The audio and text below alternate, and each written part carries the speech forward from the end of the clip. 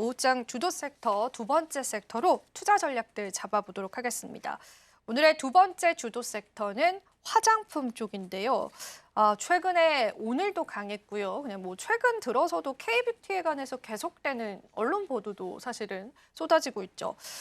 이 K뷰티 우리가 지금 시점에서 공략해도 충분히 승산이 있을까? 어떻게 보실까요? 네, 뭐 지금 사실 승산이 없다라고 하면 여기서 얘기하면 안 되죠.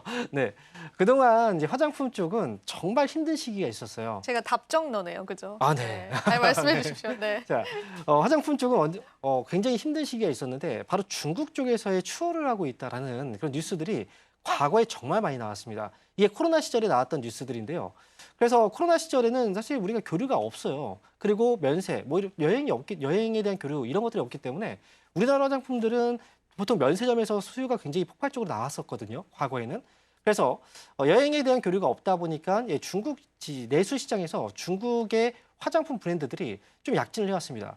그런데 이걸 가지고 한국이 이제는 아니다라고 그간의 보도가 많이 나왔었는데 하지만 나중에 결국은 여행을 하게 되고 지금의 상황에 오다 보니까 중국 화장품보다 당연히 한국 화장품을 훨씬 더 선호하는 현상들이 아직까지 지속되고 있다는 거죠.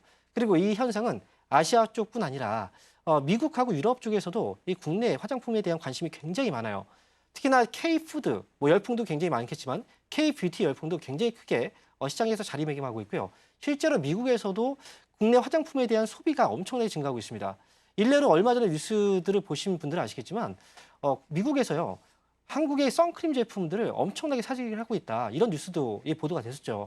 그만큼 이제 물가 상승을 우려해서 미리미리 이제 사재기를 해둔다라는 거예요. 한국 화장품보다 다른 화장품들도 많이 있어요. 그런데 굳이 한국 화장품을 쓰는 이유들, 당연히 그만큼의 퀄리티가 좋고 그다음에 가성비가 높기 때문이겠죠. 그래서 한국 화장품 같은 경우에는 여전히 소비에 대한 관심사가 분명히 많이 있고요. 특히나 이 안에서도 ODM 쪽이 굉장히 많이 성장을 하고 있습니다. ODM 쪽에서 본다면 한국 국내뿐 아니라 해외, 유럽과 그다음에 아시아 이 시장까지도 폭넓게 성장 중이기 때문에 화장품에 대한 관심은 과거에는 중국만 봤어요. 뭐 중국만 보고 일본만 봤는데 이제는 중국과 일본이 아니라 아시아 전 세계 전 시장 그리고 유럽과 미국의 시장까지도 섭렵하고 있는 상황이기 때문에 앞으로의 성장 잠재력은 지금보다도 조금 더 커질 수 있다 이렇게 보고 있습니다. 네.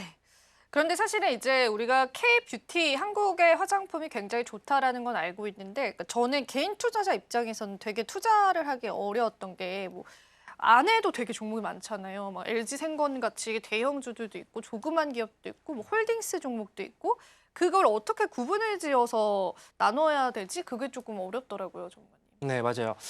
화장품에 대한 브랜드가 있잖아요. 브랜드도 되게 많아요. 네. 그리고 가격도 이제 천차만별이죠.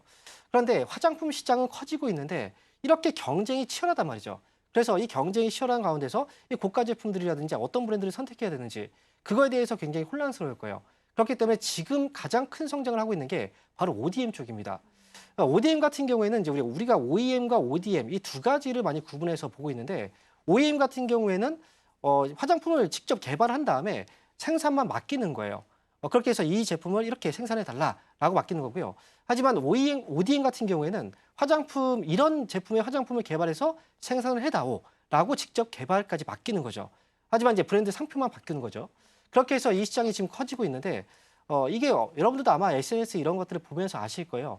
화장품을 어떤 개인이 개발을 해요. 내가 이 화장품을 개발한 이유는 정말 가성비도 좋고 이게 지금 성능이 좋기 때문에 내가 이 부분을 추가했어요. 라고 얘기를 하는데 이거는 본인이 직접 개발했다기보다는 이런 ODM 쪽에 맡긴 거죠. 그래서 화장품 시장이 커지고 있고 이 가운데서 경쟁이 치열한 가운데서 하지만 중요한 건 ODM 쪽으로 이 물량들이 다 넘어가고 있다는 거죠. 그래서 우리가 봐야 되는 건 화장품 브랜드도 중요하지만 지금은 ODM 쪽이 성장이 좀 커지고 있고 이 안에서는 사실 한국콜마 같은 경우에는 미국 쪽에서의 ODM 쪽에 굉장히 큰 주문들이 많이 몰리고 있고요. 그다음에 코스맥스라는 회사도 이 ODM 쪽에서 굉장히 큰 회사거든요.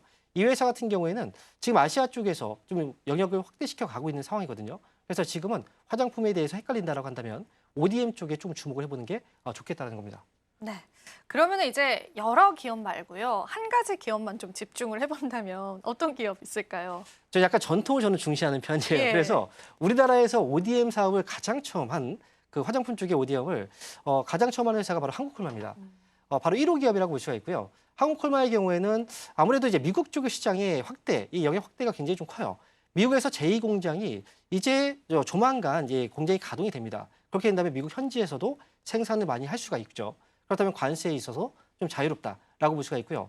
ODM 시장에서의 물량도 굉장히 좀 크게 성장을 해가고 있는 이런 가운데 한국콜마 같은 경우에는 지금은 이제 아무래도 실적적인 부분에서도 다른 기업들도 분명히 실적 좋은 기업들이 있을 거예요. 코스맥스도 역시 경쟁사기 때문에 분명히 좋아질 거고, 하지만 한국콜마 역시도 실적도 분명히 좋아질 거고, 그리고 이 기반 자체가 1호 기업이라는 것도 사실은 이제 무시할 수가 없습니다.